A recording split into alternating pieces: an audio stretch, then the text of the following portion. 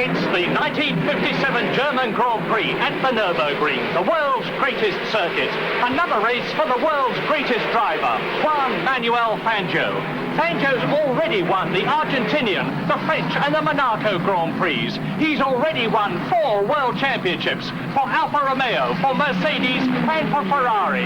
Now he's out to win his 5th world championship in a Maserati. And on the first lap, it's number 8, Mike Hawthorn, in the lead in the Ferrari. Close behind him, number 7, his teammate, Peter Collins. There they go. And behind them in 3rd position, number 1, Fangio in the Maserati. The race is well and truly on. 2 Ferraris and a Maserati. There are the 3 Van Walls. Sterling Moss, Lewis Evans, Tony Brooks. 3 of the world's greatest drivers way out in front. Hawthorn, Collins, the 2 Ferraris. Where is Fangio in the Maserati? There he is.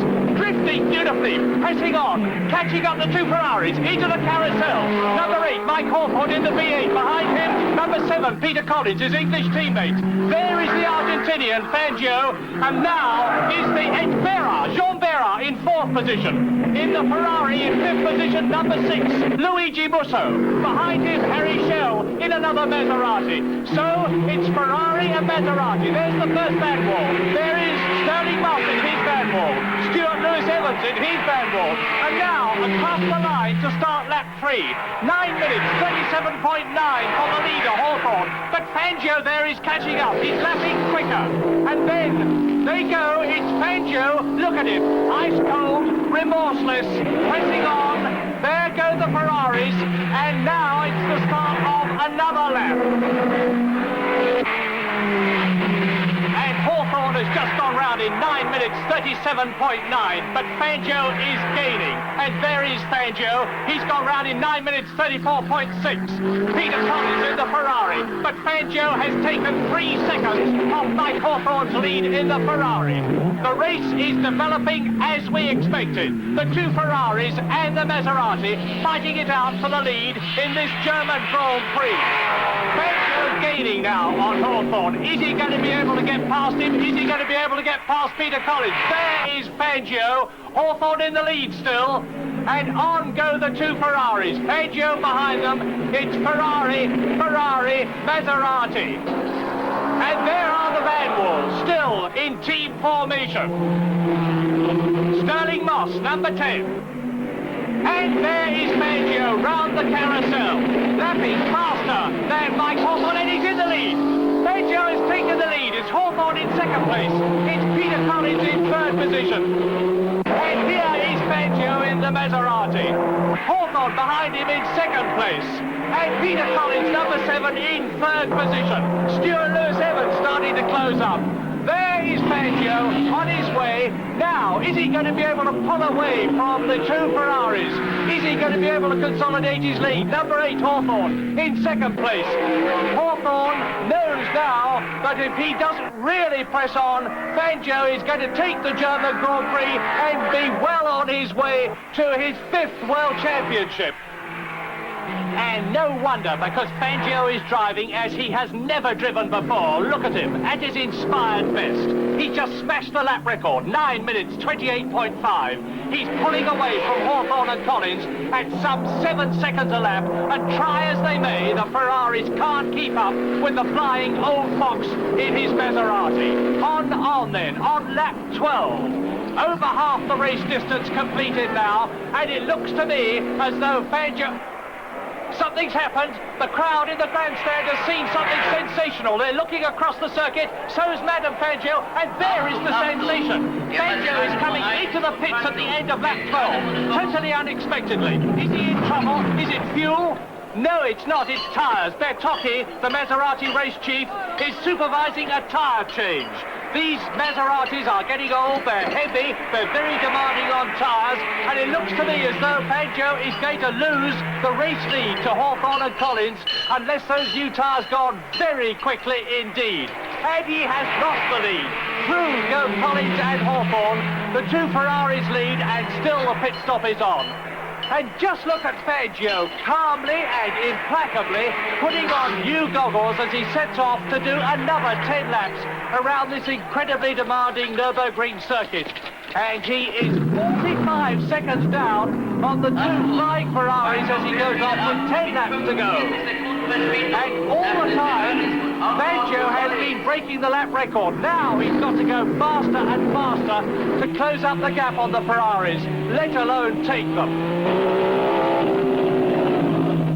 Can Fangio win his 5th World Championship by winning the German Grand Prix? Hawthorne leads in the Ferrari. Collins behind him in second place. What is the gap between the two Ferraris and the Maserati of Juan Manuel Fangio? There's the gap. There is Fangio in third position.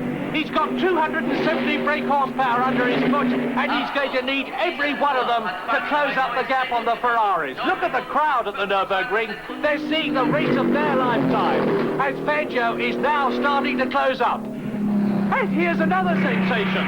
Into the pits comes Fangio's teammate, Harry Schell in the Maserati. And now we see the Maserati team plan. It was obvious now that Fangio's pit stop was pre-planned. He started off the race on a half-empty tank and new tyres. He finished up that fuel. He's come in. He's restarted the race on another half-empty tank, but new tyres. And now he can close up on those two Ferraris. There's Hawthorne still in the lead. Behind him, Peter Collins. They're driving a team race. And it's Fangio. Fangio is moving up through the field now. Just watch the style of this Argentinian who has dominated motor racing now for 6 years. And he's still dominating it because Fangio has broken the lap record every lap since he started off after his pit stop, and he's gaining every inch of the way on the two flying Ferraris in front of him. Lap 17, and Sterling Moss once said, Fangio can pull back from an absolutely hopeless position.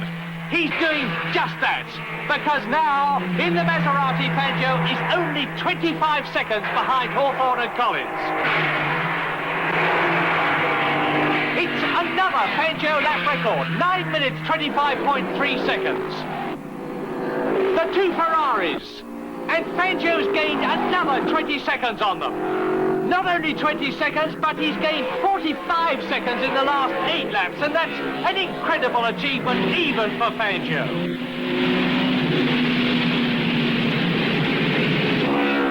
Look at the form of Fangio, Hawthorne, Collins, and Fangio's right with the two Ferraris.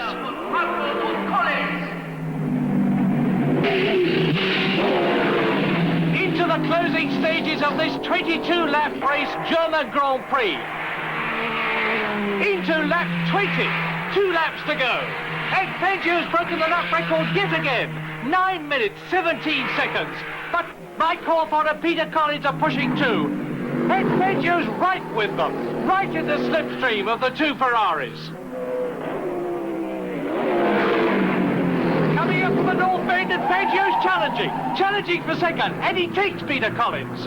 Fangio's up into second position right behind Mike Hawthorne. And there's still a full lap to go at the end of this one. The Ferrari leads the Maserati, leads the Ferrari, Mike Hawthorne, Fangio. And now Fangio is going to challenge Mike Hawthorne for the lead. And he leads. Juan Manuel Fangio is in the lead on the last lap of the German Grand Prix, on his way to his 4th Grand Prix of 1957, on his way to his 5th World Championship. World champion in 1951, world champion in 1954, 55 and 56. A glorious race for a wonderful world champion. And Fangio takes the checkered flag to win the German Grand Prix at a record average speed, faster than his own previous lap record.